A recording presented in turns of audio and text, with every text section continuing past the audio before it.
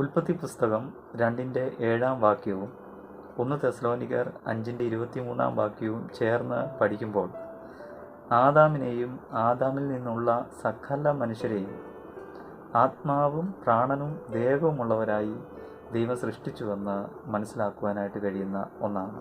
ഇങ്ങനെ ദൈവം സൃഷ്ടിച്ച ആദാം അവന് ദൈവം നൽകിയ ആത്മാവിനാലാണ് നയിക്കപ്പെട്ടിരുന്നത്, നിയന്ത്രിക്കപ്പെട്ടിരുന്നത്. അതുകൊണ്ട് തന്നെ അവനെ ദൈവിക തേജസ് മൂടപ്പെട്ടിരുന്നു. അവൻ ദൈവത്തെക്കുറിച്ച് ബോധവാനായിരുന്നു. അവന് ദൈവശബ്ദം കേൾക്കാമായിരുന്നു. അവന് ദൈവത്തോട് സംസാരിക്കുവാൻ കഴിയുമായിരുന്നു. അവന് മരണമില്ലാത്ത ഒരു ജീവനും ഉണ്ടായിരുന്നു. വിലക്കപ്പെട്ട വൃക്ഷത്തിൻ്റെ ഫലം അവൻ ഭക്ഷിച്ച് അനുസരണക്കേട് കാട്ടിയപ്പോൾ അവനിൽ പാപം കടന്നു വരികയും അവനിലുള്ള അവനെ നയിച്ചിരുന്ന, അവനെ നിയന്ത്രിച്ചിരുന്ന ആത്മാവ് നിശ്ചലമായ അവസ്ഥയിലേക്ക് മാറ്റപ്പെടുകയും ചെയ്തു. അഥവാ അവനിലുള്ള ആത്മാവ് മരണപ്പെട്ടു. ഈ ആത്മമരണമാണ് ആദാമിന് ആദ്യം സംഭവിച്ചത്.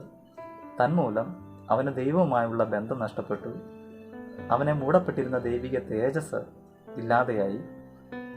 മരണമില്ലാത്ത ദൈവിക ജീവൻ അവനിൽ നിന്ന് നഷ്ടപ്പെട്ടു. അവനെ സൃഷ്ടിച്ച് ആക്കിയ ഏദൻ തോട്ടത്തിൽ നിന്ന്, ആ ഏദൻ പർദീസയിൽ നിന്നും അവൻ പുറത്താക്കപ്പെട്ടു. തുടർന്ന് 930 സംവത്സരത്തിന് ശേഷം ശാരീരികമായ മരണമടഞ്ഞ് അവനെ എടുത്ത പൊടിയോട്, അവനെ എടുത്ത മണ്ണോട് അവൻ ചേർക്കപ്പെടുകയും ചെയ്തു. ആദാമ്യ സന്തതികളായ സകല മനുഷ്യരും ഇന്ന് ആദാമിൻ്റെ ഈ മരണത്തിന് അധീനതയിലാണ്. ഈ മരണമാണ് സകല മനുഷ്യർക്കും വന്ന് ഭവിച്ചിരിക്കുന്നത്.